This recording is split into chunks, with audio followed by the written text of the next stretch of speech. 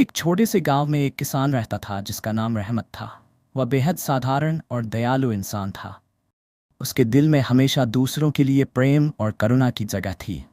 गांव वाले उसकी निस्वार्थ मदद के लिए हमेशा उसके आभारी रहते थे। वह न केवल अपनी ज़मीन पर मेहनत करता था, बल्कि जब भी किसी को ज़रूरत होती, रहमत तुरंत मदद के लिए पहुंच जाता।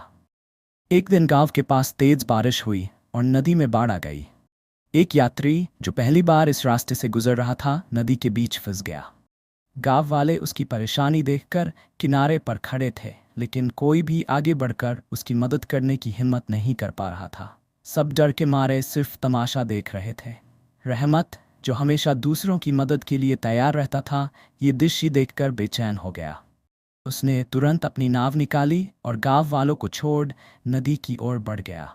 लोग उसे रोकने की कोशिश करते रहे कि यह खतरनाक है, लेकिन रहमत ने किसी की नहीं सुनी। उसने अपनी जान की परवाह किए बिना नाव में बैठकर पानी में उतरना शुरू कर दिया। तेज लहरों के बीच रहमत ने अपनी पूरी ताकत लगाकर यात्री को बचाया और नाव में बिठाकर किनारे तक ले आया। जब यात्री किनारे पर आया तो वह बहुत डरा हुआ और कांप रहा था। रहमत उसे अपने घर ले गया, उसे सूखे कपड़े दिए और भोजन कराया। यात्री, जो अब तक कृतज्ञता के भाव से भरा हुआ था, ने पूछा, आपने अपनी जान खतरे में डालकर मेरी मदद क्यों की? रहमत मुस्कुराकर बोला, दयालुता और करुणा ही वह गुण हैं जो हमें इंसान बनाते हैं। जब तक हम एक दूसरे का सहारा नहीं बनते, हमारी जिंदगी का मकसद क्या रह जाता है? यात्री ने दिल से दुआएं दी और गांव वालों ने उस दिन रहमत की मानवता की मिसाल हमेशा के लिए अपने दिलों में बसा ली।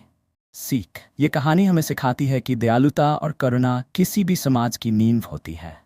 ये वे गुण हैं जो न केवल दूसरों के लिए लाभकारी होते हैं, बल्कि इंसानियत को जीवित रखते हैं।